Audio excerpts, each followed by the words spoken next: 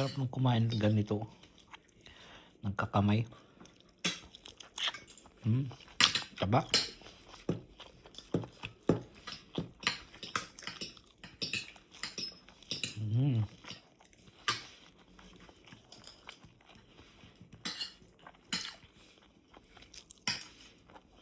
So magandang buhay sa ating lahat mga kaberks. Ngayon na magluluto tayo ng hapunan. Meron tayo ditong salmon. Ayan o.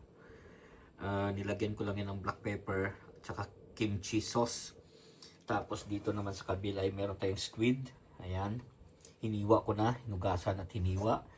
Tapos meron itong tayong igigrill din na pusit. Ayan. Mahilig kasi tayo sa pusit mga kaberks. Lalo na pagka may nabilhan tayo ng mura, no? So sisimulan na natin. So yun nga mga kaberks, nag-isa lang tayo ng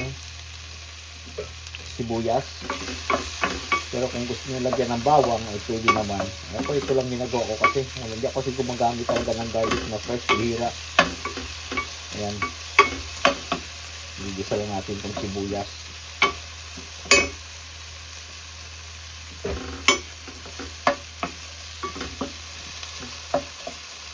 Ganyan lang hanggang sa mga luto itong mag-brown itong ating sibuyas. So yun na nga siya mga kaberks, no? Nag-brown ang ating sibuyas, tama na yan. So ilalagay na natin ang ating pusit. Ayan. Sarap nito, i-adobo natin sa gata.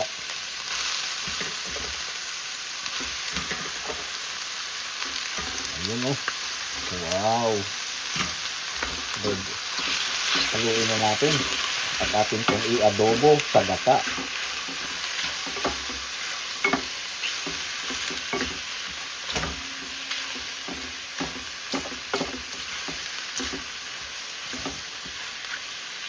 Haluin natin.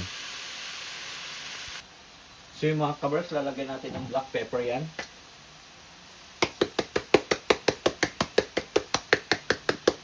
Tansyahan na ako maglagay mga kaberks. Tapos lagyan natin ng patis. Tama naman na yan. Toyo. Tapos saka natin haluin.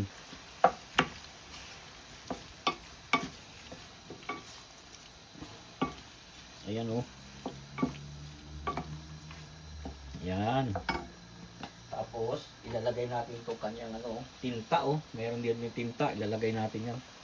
Sana kumulay. Yung mga pusit kasi dito mga kaberks, hindi nagkukulay itim. Mapula-pula siya. Hindi ka to sa atin na maitim ba? No, di talaga o. Wala. Saka natin sabukan ng konti. Konti-konti lang kasi parang dry ba sa adobo sa gata pero medyo dry. Yan. Di ba?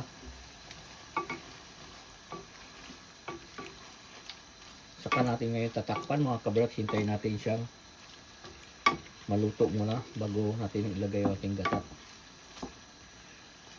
Takpan muna natin. Natin takip.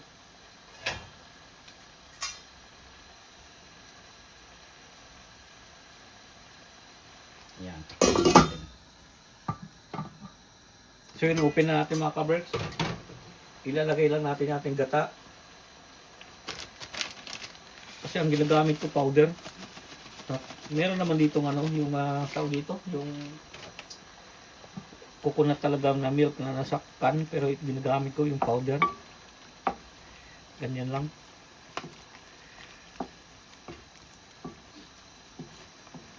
Ubusin na natin itong mga kaberks sa ating gata. Hinaan natin itong apoy.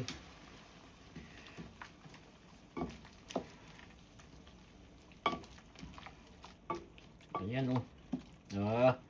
Kasarap nito eh. Kasarap are. Kunti pa. Hindi pa naamoy yung kunti na lang naman itong gata. Subusin na natin.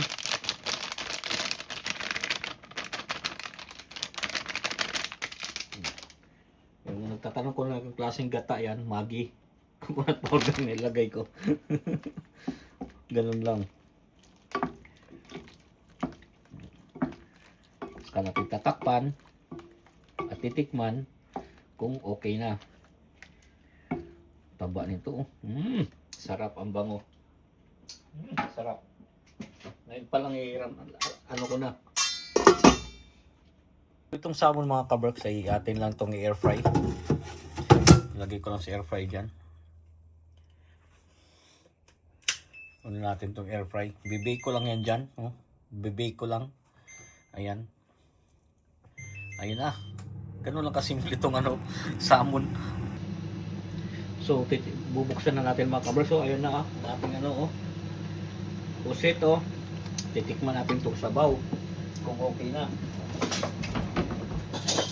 Tikman na natin mga kaberks kung ayos na yung sabaw.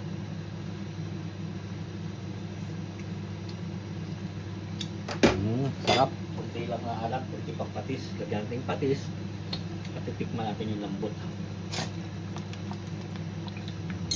Yan ang patis. Mas maganda yan, medyo mga kaberks, medyo mahalang ng konti kaya so wala akong fresh chilies. Lagyan na natin yung chili flakes.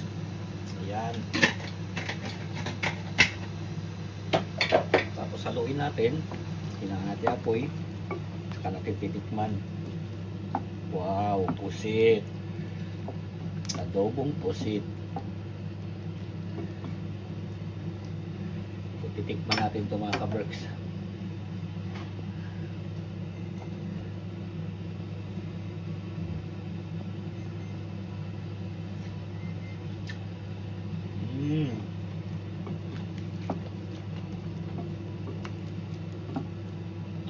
Ayos na.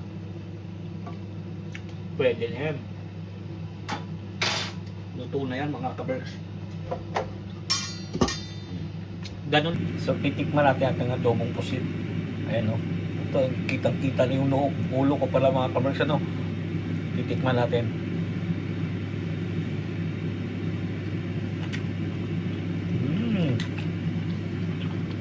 Sarap.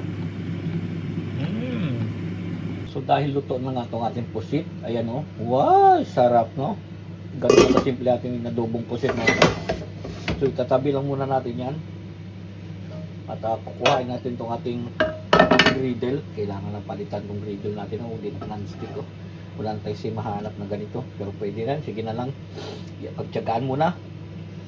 Ayan, sa atin natin apoy at dyan natin i-grill yung natitirang medyo malaking pusit. Ayan. So tingnan natin itong ating binake na salmon. Mabilis itong maluto mga kaberks. Ayan. Saglit lang yan. Dito naman, i-grill na natin itong ating natitirang nag-iisang pusit na medyo malaki. Lapad ito yan. Ayan diba? Tapos yung ulo niya sayang, medyo sandangkal sarap niyan. Talpulots yung iba.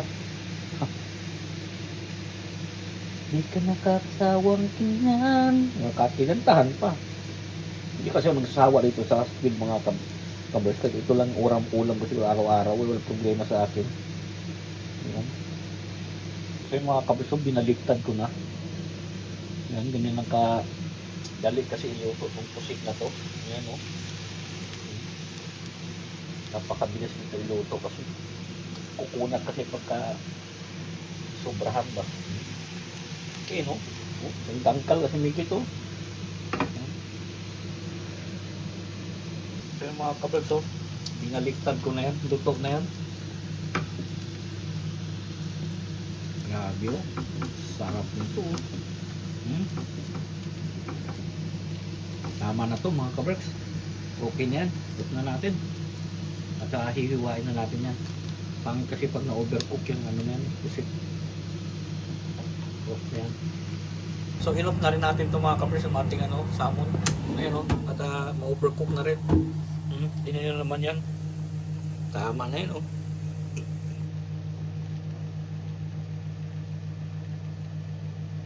Dahil luto ng ating salmon mga kaberks.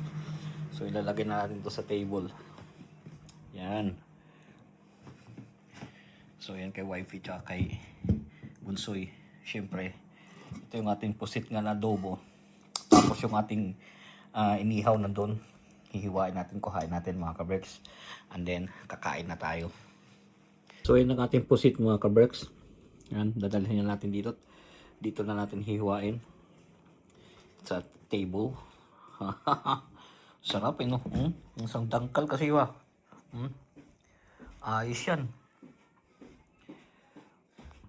So, ito, laki Yan nga, papakin ko yan. Sus.